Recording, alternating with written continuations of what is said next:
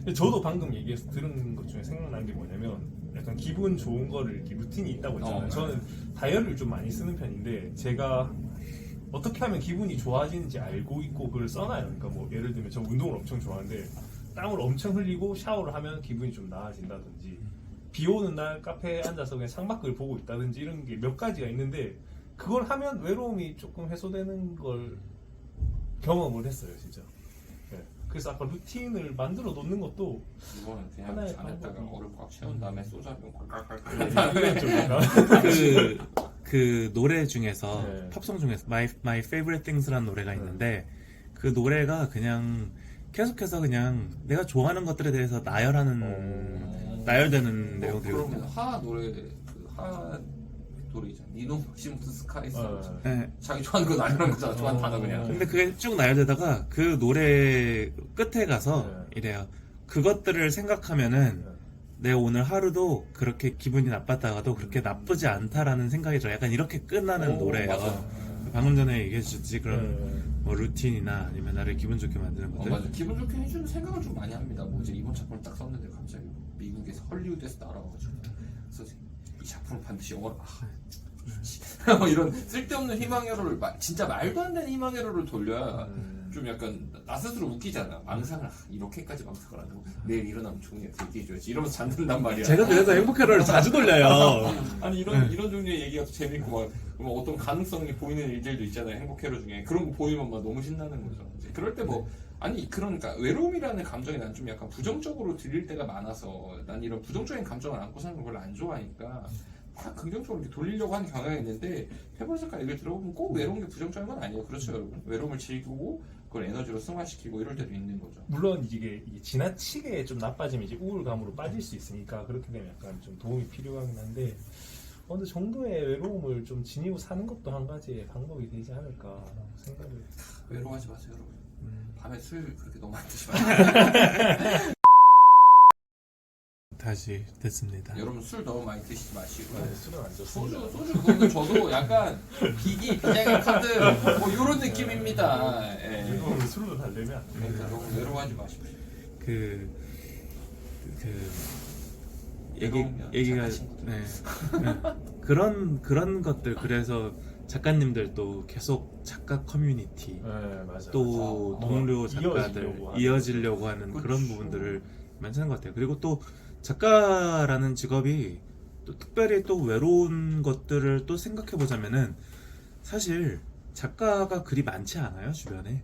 왜냐면은 이게 그 작가라는 직업이 되게 특수하잖아요. 어떻게 보자면은 일하는 시간도 이게 제멋대로고 왜냐면은 작가가 예를 들어 모든 작가가 9 to 5 일하는 것도 아니고 그렇죠. 시간도 다 네, 다 다르고 이제 그러다 보니까 뭔가 어떤 형태가 정해져 있는 것도 아니고 그러다 보니 작가라고 해도 다른 작가를 또 서로 다 완벽하게 잘 이해해 줄 수 있는 것도 아니고 인간을 완벽하게 네. 이해할 수 없지.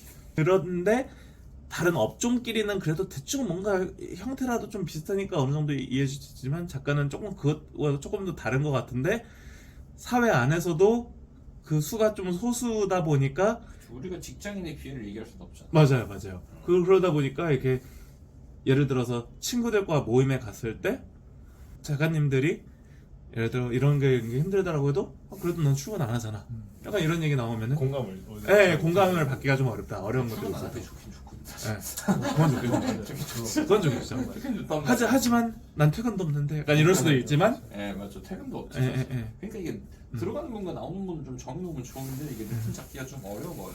맞아요. 그러니까 그런 부분들이 이제 어떻게 보면 이게 좋은 점으로 볼 수도 있고 나쁜 점으로 볼 수도 있고 이런 여러 가지 이제 어려움들이 있을 수 있는데 이제 그러한 것들을 이제 놓고 생각을 했을 때 이제 작가라는 직업들이 사회적으로도 그렇고 이제 주변에서도 공감을 받기에도 좀 어려운 것들도 외로움에 한몫을 하지 않나 네, 그럴 수 그런 있어요. 생각을 하지 않나. 왜냐면은 웹소설이라는 시장 자체가 사실은 잘 아니 근데 나는 최근에 이제 단톡방이 4개나 됐어요. 이제 작가 관련 네. 단톡방이 이게 많아지다 보니까 되게 많은 것처럼 느껴지지 주변의 사람들이 약간 체감하는 게. 왜냐면 또 강의도 하고 있고. 아마 그게 전국의 뭐 거의 상당수일 수도 있어요. 아, 그럴 수도 있습니다. 어쨌든 방송도 하고 이러다 보니까 예전에 그 메일 오픈한 덕에 지금도 메일이 옵니다. 외로울 네. 틈이 없네요. 네. 외로울 틈이 없네요. 그때 형이 절대 안 온다고. 아, 메일 많이 왔습니다, 여러분. 네. 그래도 뭐 100개 뭐 이렇게 온 건 아니고 네. 수십 개도 안 오긴 했는데 많이 오긴 했는데 이제 어떤 부분에서는 좀 이제 동조할 수 있는 고민이 있고 네. 어떤 부분에서는 지금 이런 고민보다 다른 걸 생각해야 될 때가 있는데 이런 고민을 하시는구나라는 생각이 들 때도 있고 근데 이게 약간 지금 이제 런칭을 하면서 멘탈이 흔들리니까 생기는 문제가 아닌가 이런 생각도 들고 바로 곁에 있는 게 아니라 메일로만으로는 사실 도움드릴 수 있는 부분이 거의 없습니다. 제시 단톡방 같은 경우에는 뭐 친한 사이면 연락하면 바로 전화해서 얘기도 해줄 수 있고 너무 힘들면 작업실 와서 하루 글 쓰고 와라 이런 얘기도 해줄 수 있지만 메일로는 제가 뭐 어떻게 해드릴 수가 없죠. 그리고 지금 자꾸 피드백을 요청하시는 분이 계시는데 피드백은 죄송합니다. 제가 지금은 이렇게 임의로 피드백을 해드릴 수는 없을 것 같아요. 왜냐면 강의를 하고 있고 피드백을 하고 있는 상황이라서 그건 좀 무리가 있습니다. 이게 참 이게 얘기하면 할수록 외로움에 대해서는 정답이 없다는 생각이 좀 많이 드네요. 이게 딱 맞아요. 이거다라고 하는 게 어떤 정답을 바라고 네. 이 주제를 정한 건 아니고 비도 작가님과 시윤 작가님을 보면서 사실은 그 두 분이 친구고 동료고 그리고 뭐 런닝메이트고 두 분이 작업실을 쓰다가도 이제 문제 생기는 분들도 많은데 근데 그분들은 이제 또 그런 걱정 없이 이제 계속 같이 쓸 수 있고 그리고 또 어떻게 보면 평생의 동료를 얻은 상황인 거잖아요. 그런 부분들이 이제 되게 신기하기도 하고 부럽기도 하고 그러면서 그렇기도 하네요. 이제 네. 잘 드문 케이스는 아니잖아요. 이렇게 둘이서 같이 드문 케이스. 드문 케이스죠. 매우 드문 네, 케이스죠. 드문 케이스. 흔한 케이스가 아니죠. 네, 흔한 케이스가 아니죠. 매우 드문 케이스죠. 그러다 보니까 이러한 부분들이 이제 없는 이제 다른 분들은 그렇다면 외로울 때 어떻게 하면 좋을까? 그 외로움에 분명히 직면할 텐데 저도 직면했었고 저는 사실은 외로움에 직면했을 때 어떻게 해야 되는지를 많이 고민을 해봤고 어떻게 해야 되는지 알아요. 저는 제 루틴이 있어요. 저는 막 안 좋은 생각들이 떠오르고 힘들 때는 네. 자요. 잠자는 거 좋죠. 저는 자는 게 제 루틴이에요. 맞아요. 자는 게 근데 스트레스 해소에 원래 도움이 많이 안 됩니다. 네. 아, 그래요? 있는 거고 묶어두는 거라고 오히려 정신적으로 더 피폐해질 수 있는 네. 수가 그래요? 없습니다. 근데 그게 저는 통해요. 이거 정신 분석하게 나오는 얘기입니다. 근데 저한테는 통하더라고요. 저는 이게 뭔가 잘 때 생각이 정리된다고 그러잖아요. 근데 근데 이제 안 좋은 생각을 정리하는 수준인 거예요. 네, 저는 보통 머리가 복잡할 때 스트레스가 막 꼬이는데 그럴 때는 일단 자자. 자고 일어나면은 생각이 조금 정리가 돼요.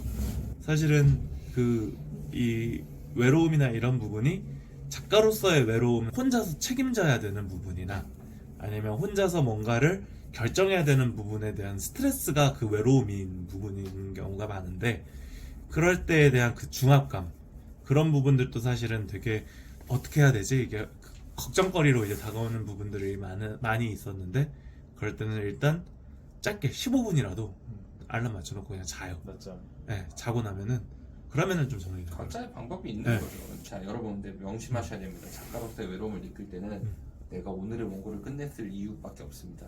원고 끝내기 이전에는 외로움을 느낄 틈이 없는 거예요. 왜? 원고를 끝내지 않았기 때문에. 원고를 끝내야 내가 놀 게 없네, 심심해. 나비계곡님 뭐라고 했어요? 완결하고 나서 뭐야? 할 게 없네 라고 원고를 썼다잖아. 이게 정상이지. 원고도 안 쓰고 난 외로워. 보드카 한잔 빨아야지. 이러면 안 된다는 거야. 이거 맞는 말이에요. 왜냐면 네, 5초짜리 안 썼는데 지금 외로움. 아니 이러면 지금 외로울 때가 아니야. 그거 맞아. 원고를 어떻게 써야 될지 이거 좀 고민을 이거, 하고 막 산책도 하고 막 이거 푸시업 맞아. 갈 때지. 여러분 외로운 건 이때 외로움을 얘기하는 게 아닙니다. 원고 쓰기 전에는 외로움 느낄 틈이 어딨어 우리가. 저도 오늘 아침에 원고를 쓰는데 뭐가 외로워 지금 바빠 죽겠는데 할 일이 뭐 이렇게 쌓여 있는데 피드백도 해야 되지 이따 조금 만나서 이거 영상 찍어야 되지. 아니 근데 지금 대표님 바쁜데도 불구하고 외롭다 하잖아요. 아니 진짜 요새는 외로울 틈이 없어요. 의무를 다 하는데 그러니까 외롭다. 일을 다 하고 나서 외로우시면 그때 이제 소주 한 잔 딱. 요새는 진짜 시간이 어떻게 가는지 모르겠어요. 지금 졸려 보여 사실. 빨리 가서 쉬어야 될 것 같아요. 그러니까 빨리 끊고 다음 주제로 넘어가요. 요새는 진짜 어떻게 하는지 모르겠습니다. 이 무거운 주제 너무 오래 찍으면 안 돼. 사람들이 쳐져요. 어쨌든 다 같이 외롭지 않게 좋은 파이팅.